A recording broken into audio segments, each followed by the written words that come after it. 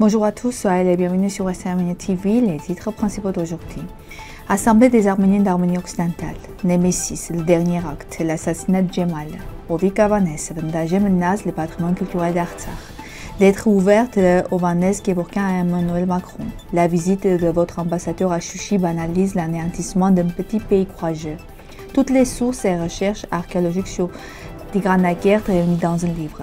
Les Britanniques commencent l'extraction de cuivre dans la mine de Khachen. Comment un Khachkar arménien est arrivé au Brésil? Interview exclusive d'Alpha News.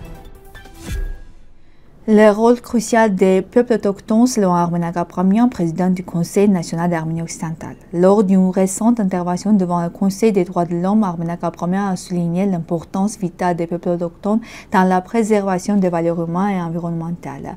Vous êtes le sel de la terre, a-t-il rappelé, évoquant la sagesse enracinée de ces peuples qui naissent de sa terre, qui l'habitent, transmettent leur mémoire et tradition à travers la parole, les rites et les chants. Abramian a critiqué les visions coloniales d'un universel abstrait, affirmant que le véritable universel naît de cet enracinement local et profond. Face aux crises écologiques et spirituelles actuelles, il considère que les peuples autochtones portent une mission essentielle, celle de préserver le lien entre l'humain et la terre. Il a ainsi proposé que ces peuples participent pleinement aux travaux du Conseil des droits de l'homme, insistant sur la nécessité d'entendre leur voix pour bâtir un monde plus juste et enraciné. L'exécution de Djemal Pacha, l'un des organisateurs du génocide des Arméniens, a eu lieu le 21 juillet 1922 à Tiflis, dans le cadre de l'opération Némésis. Les vengeurs arméniens qui ont participé à cette action n'ont laissé aucun témoignage et sont ensuite devenus les victimes des répressions staliniennes. L'histoire de cette exécution a nécessité une recherche complexe et approfondie, car plusieurs versions existent, y compris celle contradictoire publiée par Torgom Kevorkian en 1966 dans le journal Neri. Cependant, les historiens et les données archives confirment que Djemal a bien été éliminé dans le cadre de cette opération spéciale, en tant qu'acte de justice historique. Le médiateur du patrimoine culturel d'Artsakh, Ovik Avanes, tire la sonnette d'alarme. Le mémorial de Stepan Aguerd a été recouvert d'affiches, ce qui témoigne d'une politique systématique de déformation et de destruction des valeurs historiques et culturelles d'Artsakh. Selon lui, ce génocide culturel mis en œuvre par l'Azerbaïdjan à un niveau étatique qui poursuit dans l'indifférence des instances internationales. Il appelle à une réaction immédiate, soulignant que la protection du patrimoine d'Artsakh ne révèle pas uniquement la culture, mais aussi d'un enjeu civilisationnel et de droits de l'homme. Le représentant de l'Artsakh en France, Vanès Kevorkian, a écrit une lettre ouverte au président Macron pour dénoncer la visite de l'ambassadeur de France à Chouchi. Selon lui, cette visite banalise l'occupation violente de l'Artsakh et de la destruction du patrimoine arménien. Il rappelle le soutien passé de la France, condamne le blocus, les attaques et les déplacements forcés causés par l'Azerbaïdjan, qualifiant ces actes d'épuration ethnique.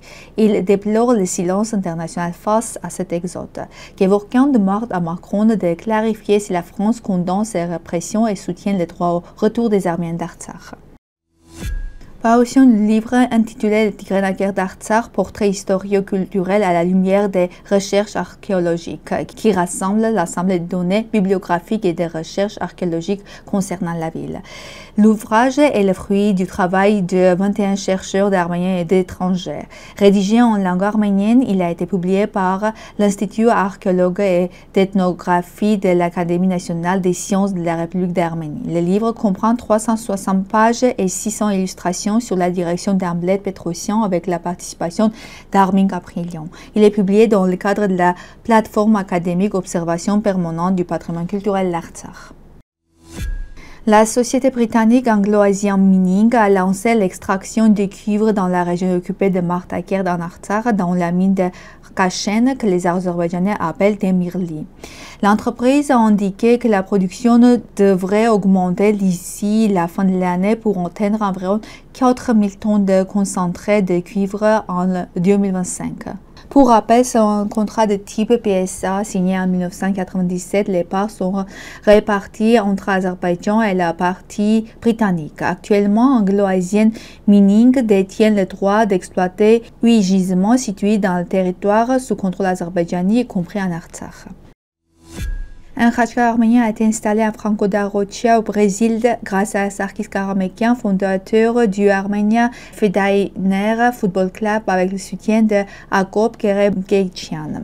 Le 3 février 2016, le conseil municipal a reconnu Stepanakert comme ville jumelle pour renforcer l'amitié et un partenariat avec Gyumri est en cours. Alex Kaïchaï, ancien président du conseil, a salué l'initiative. L'installation s'est faite légalement et sans problème. Cela nous approche des Arméniens. Nous formons une seule force. J'aimerais venir en Arménie.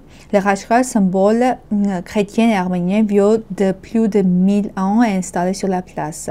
Arménie éternelle et rend hommage à Andranik et Tigranouhi Geregemian, figure importante pour les deux peuples. C'est tout pour aujourd'hui. Merci d'être avec nous. Au revoir.